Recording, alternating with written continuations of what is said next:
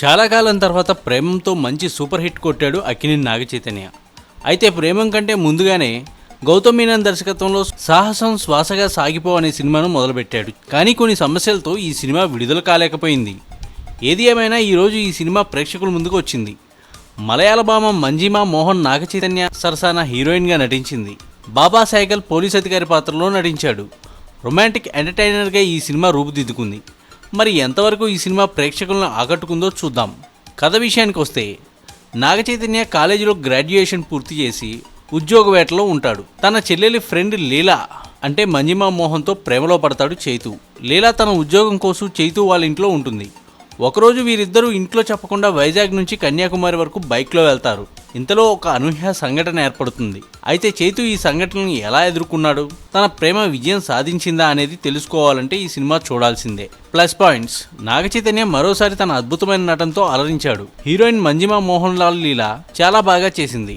చైతుతో romance బాగా పండించిందని చెప్పుకోవాలి. బాబా Saigal police అధికారి పాత్రలో బాగా నటించాడు. గతంలో రొమాంటిక్ ఎంటర్టైనర్లు, యాక్షన్ థ్రిల్లర్లు తెరకెక్కించిన దర్శకుడు గౌతమ్ మీనన్ రెండూ ఒకే సినిమాలో చూపించే ప్రయత్నం చేశాడు. ముందు నుంచి చెప్తున్నట్లుగా ఫస్ట్ హాఫ్ అంతా హార్ట్ టచింగ్ లవ్ స్టోరీ నడిపించిన గౌతమ్ సెకండ్ హాఫ్ను మార్క్ థ్రిల్లర్గా మార్చాడు.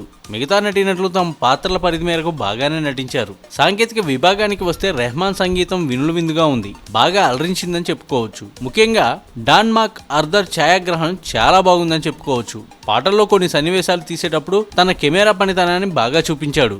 చైతుకు ఈ సినిమా మరో హిట్ ఇస్తుందని చెప్పొచ్చు. మైనస్ పాయింట్స్: స్లో నేరేషన్, వెంటనే వచ్చే పాటలు ఫస్ట్ హాఫ్లో కాస్త బోర్ కొట్టిస్తాయి. బలమైన ప్రతినాయక పాత్ర లేకపోవడం ఈ సినిమాలో మైనస్. స్ట్రాంగ్ విలన్ అంటే సినిమా ఇంకో రేంజ్లో ఉండేది.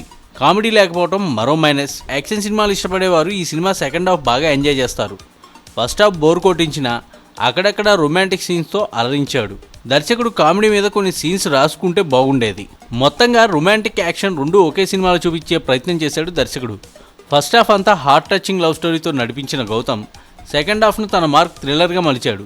ఇక స్లో నేరేషన్, కామెడీ లేకపోవడం ఈ సినిమా మైనస్. ఒక మాటలో చెప్పాలంటే గౌతమ్ మీనన్ సినిమాలు ఇష్టపడే వారికి ఈ సినిమా ఖచ్చితంగా నచ్చుతుంది.